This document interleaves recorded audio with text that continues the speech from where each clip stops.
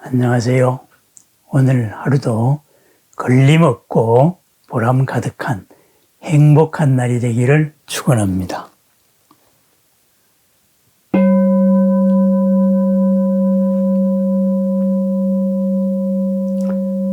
우리 불교에서는 생사일려, 생과 사가 하나로 같다고 말합니다.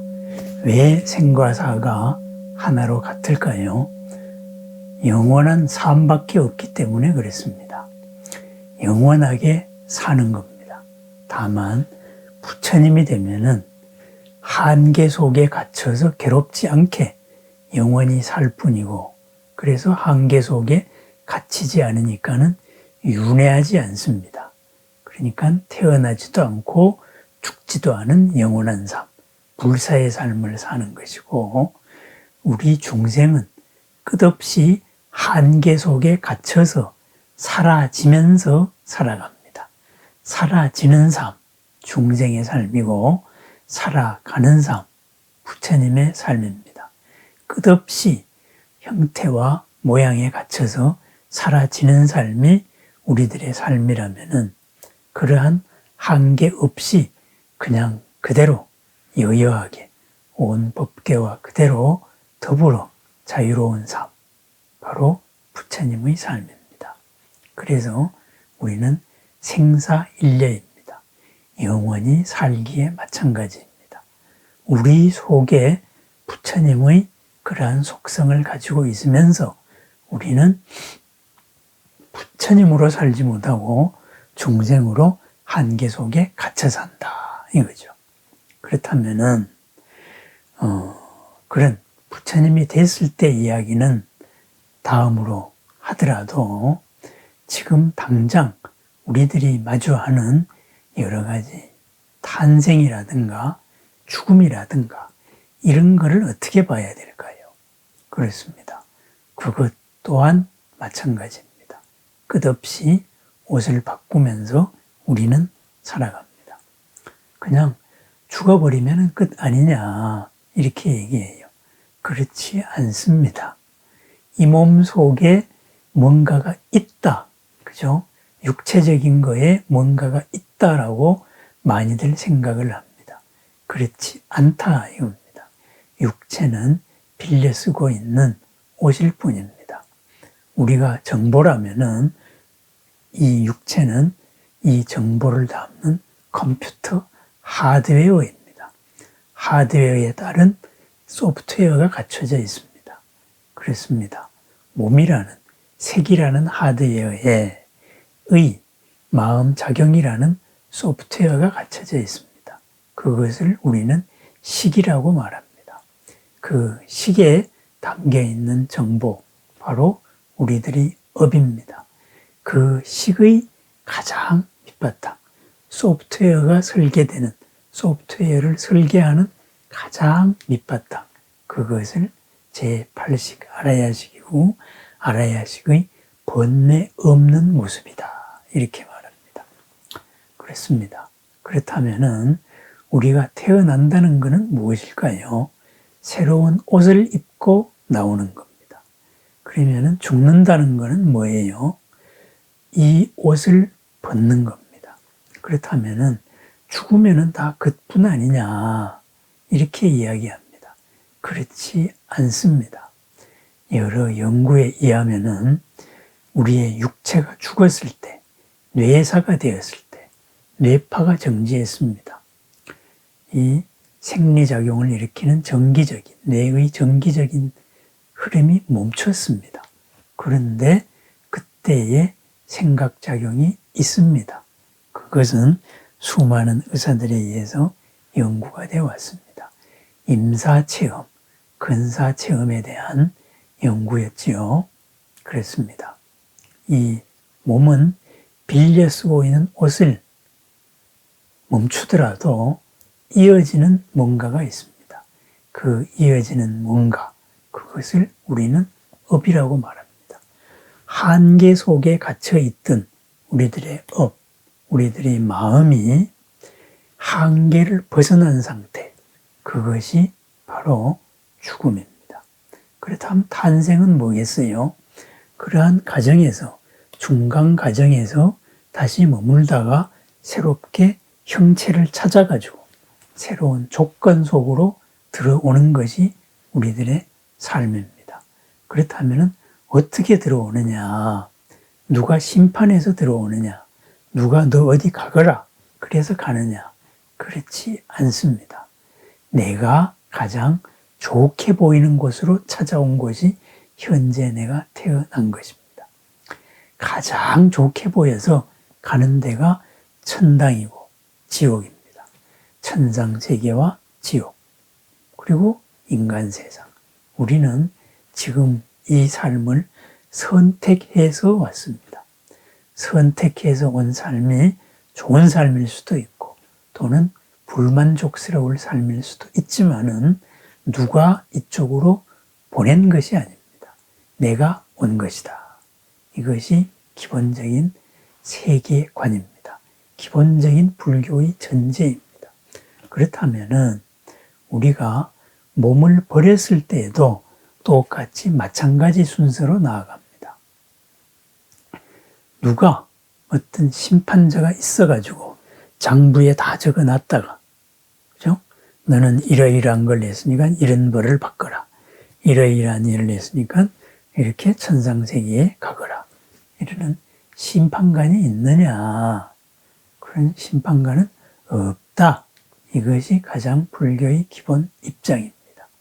그런데 그 심판관들이 있다고 나와요. 그것은 내 업에 의해 가지고 업에 의해서 보여지는 그러한 그림자입니다. 업의 속성이 그러한 형상화로 나타난 것이죠. 그죠? 이 몸을 버렸을 때는 몸이 없습니다. 몸이 없으면 뭐가 있어요? 바로 마음이 있습니다. 식이 있습니다. 마음의 거친 면, 여기에 거친 여러 가지 식이 담겨져 있습니다.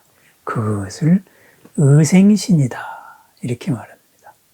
생각작용으로서 만들어낸 몸, 그래서 태어났을 때의 관성, 살았을 때의 관성 그대로 자기 모습을 하고 있는 거지요. 그렇지만은 시간이 지나다가 보면은 그러한 것은 또 다시 달라질 수밖에 없다. 이렇게 되어 있습니다. 그것이 생가사의 기본입니다. 그렇다면은 생사의 순서가 어떻게 될까요? 태어났을 때가 우리가 무형의 존재에서 유형으로서 옷을 입었습니다. 유형으로 옷을 입는 순간에 유형의 하드웨어에, 이 하드웨어를 갖춘 소프트웨어에 내가 갇혔습니다. 수많은 정보를 처리할 수 있는 능력이 한정돼 버린 거다 이거죠. 그죠? 우리가 컴퓨터다 하지만은 가장 초보적인 AT, XT 컴퓨터에서 AT 286에서 시작해서 지금은 어마어마한 데까지 왔습니다. 현재의 이 휴대폰에 담긴 컴퓨터, 이것은 옛날로 따지면은 거의 슈퍼컴에 가까울 정도지요. 정보 처리가 다릅니다. 마찬가지입니다. 우리가 태어날 때도 하드웨어에 갇히는 게 그렇습니다. 그렇다면은 우리가 몸을 버리게 되면 어떻게 되겠습니까? 이 하드웨어에 갇혀 있었던 이 많은 습관들이 있습니다. 이 습관들에 의해 가지고 일정 기간 그것을 나라고 생각을 하지만은, 그러지만은 이 하드웨어에서 풀리는 순간에 엄청난 충격이 있습니다. 그죠? 전혀 새로운 경험입니다. 그래서 이 새로운 경험을 했다가 그러다가 다시 이렇게 업의 바람이 또 지난 삶의 관성이 슬슬 살아나면서, 그죠?